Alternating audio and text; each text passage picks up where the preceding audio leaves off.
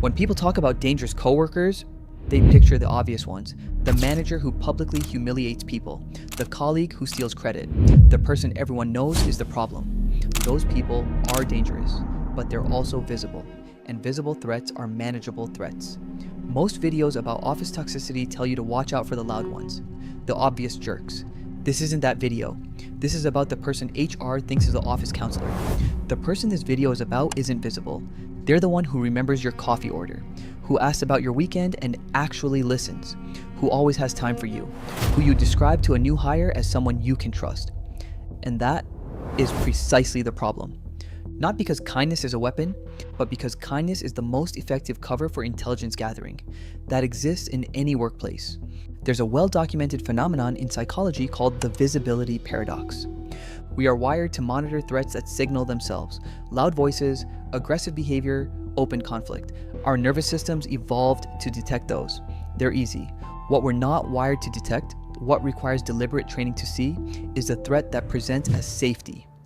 In organizational psychology, this plays out in a specific and consistent way. The colleagues who do the most damage to careers, reputations, and team dynamics are rarely the obvious bad actors. They're the ones with the highest likability scores, the ones whose departure, when it comes, leaves people genuinely confused. High Machiavellian individuals in the workplace often present differently to different audiences, charming and helpful to some, critical and controlling with others. The charm isn't incidental, it's functional. It lowers defenses, it creates access.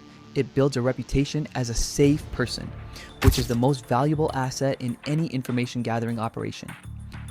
And make no mistake, what happens in offices is an information gathering operation. Power flows to whoever knows the most about what's really happening.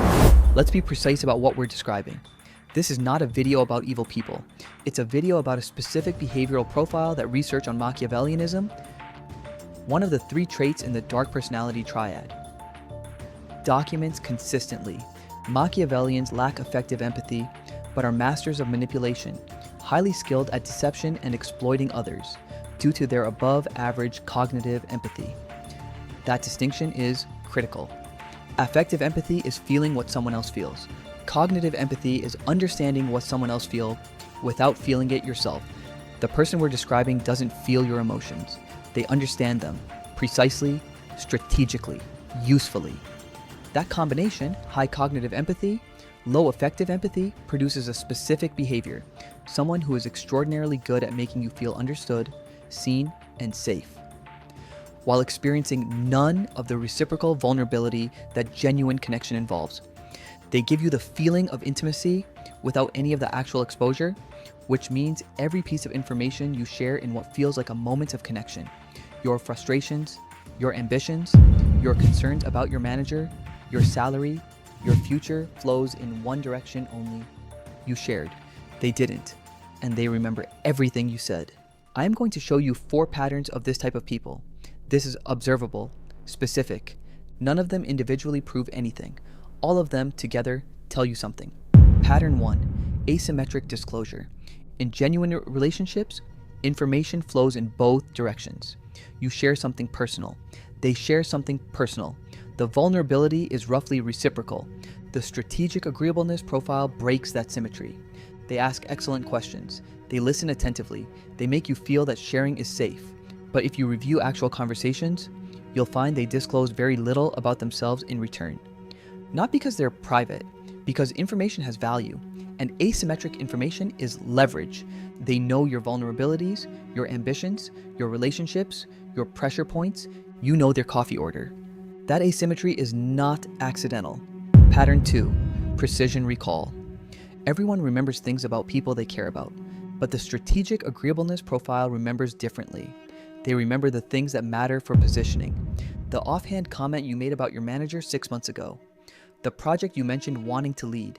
The salary negotiation you described as going badly. Not your birthday, not your coffee order. The things that map your vulnerabilities and your desires. At work, Machiavellians use emotional manipulation as a strategy, spreading rumors, undermining colleagues, or even sabotaging projects for their own selfish ends. The information gathering is the first phase. What comes next, if and when it serves them, is where that information gets used. Not necessarily immediately, sometimes years later. The strategic thinker doesn't need the information today. They need it available when the right moment arrives. And yes, genuinely kind people can do all of this too. The difference is what happens when being kind costs them something. Pattern 3, differential presentation. Pay attention to how this person behaves with different audiences. With you, warm, attentive, collaborative. With your manager, equally warm, attentive, and subtly positioned as someone who understands things you don't. With their direct competitors, careful. With people below them in hierarchy, efficient, but less invested. The warmth is consistent, but the content shifts. What they share with your manager about you is not what they'd share with you about your manager. This isn't necessarily malicious, it might be entirely unconscious, but the pattern, being perceived as an ally by every faction simultaneously, is a specific skill that benefits exactly one person, the person practicing it. Pattern 4, deniable precision. This is the most sophisticated pattern, and the hardest to name in real time. When something goes wrong for you, a project falls through, a relationship with a manager deteriorates, an opportunity disappears. There's often a moment where you can trace the path backward.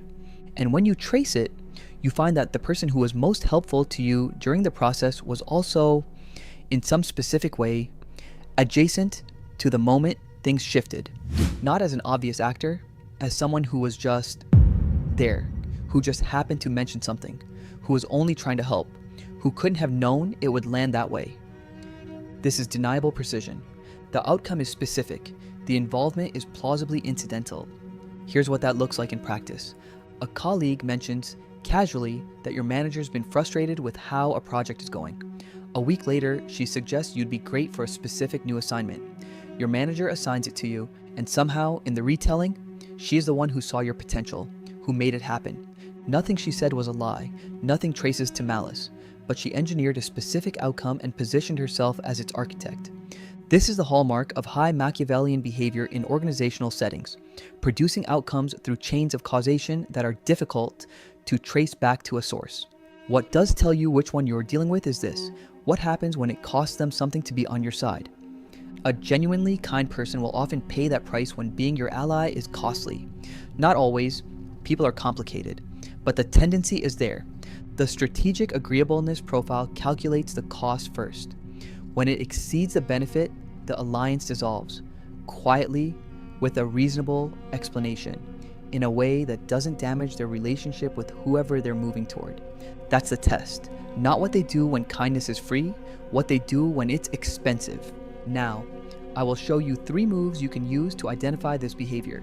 No paranoia, just precision. Move 1, audit your information flow.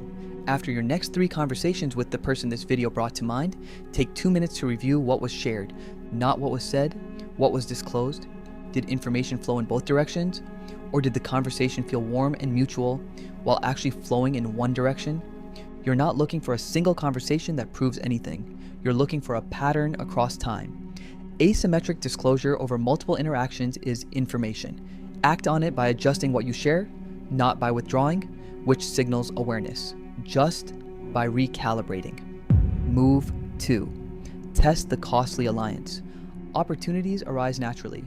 Moments where you need someone to back you up in a room where backing you up is mildly costly. Not a life or death situation, just a moment where standing with you requires a small act of courage.